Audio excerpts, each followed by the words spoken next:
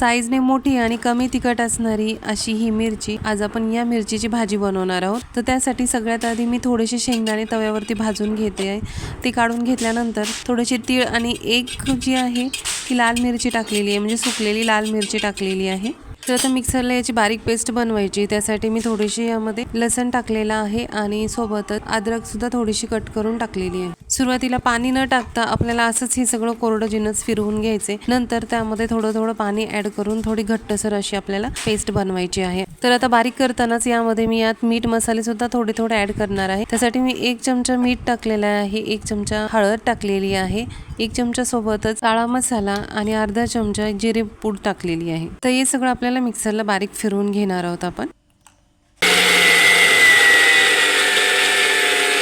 आता हे अशा प्रकारे झालेले आहे। आता यामध्ये मी थोडंसं पाणी ऍड करणार आहे। तर आता ही पेस्ट तयार झालेली आहे। आपल्याला जास्त पातळ पेस्ट बनवायची नाहीये, अशी घट्टसर पेस्ट बनवायची, जशी की आपण वांग्याच्या भाजीसाठी बनवतो तशीच बनवायची आहे। आणि आता या मिरचीला जे आहे मी उभे काप करून घेतलेत आणि मधातले निब्बर बिया असतात त्या काढून घेतल्यात। आता बारीक केलेला जो मसाला आहे तो यामध्ये आपण व्यवस्थित असा भरून घेणार आहोत। सगळा मसाला भरल्यानंतर जो काही उरेल मसाला तो आपल्याला एका डिश मध्ये थोडंसं पाणी टाकून काढून घ्यायचं आहे, जसा की मी इथे काढून घेतलेला आहे त्याप्रमाणे।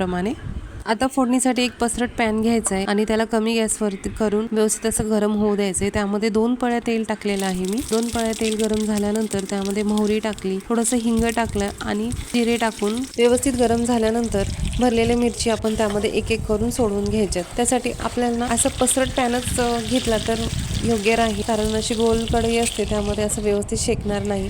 तर एका साईडने आपल्याला व्यवस्थित शेकून घ्यायचे, नंतर परत दुसऱ्या साईडने आपल्याला 5 मिनिट शेकणं झाल्यानंतर त्यामध्ये जे आपण वाटीमध्ये जे बारीक करून ठेवलेला मसाला होता ते ऍड करायचा आहे मध्ये। हा मसाला ऍड केल्यानंतर तेल सुटेपर्यंत आपल्याला ह्याला व्यवस्थित असं भाजून घ्यायचे, म्हणजे शेकून घ्यायचे व्यवस्थित झाकण ठेवून। अवघ्या 5 ते 7 मिनिटांमध्ये ही मिरची तयार होते। खूप छान बनते, टेस्टला तर खूप छान लागते। एक्स्ट्रा काहीच टाकलेलं नाही मी, टमाटर कांदा असं काहीच न वापरता एवढी छान भाजी बनते ना, तुम्ही नक्कीच ट्राय करून बघा। आता मी याला प्लेटमध्ये काढून घेणार आहे।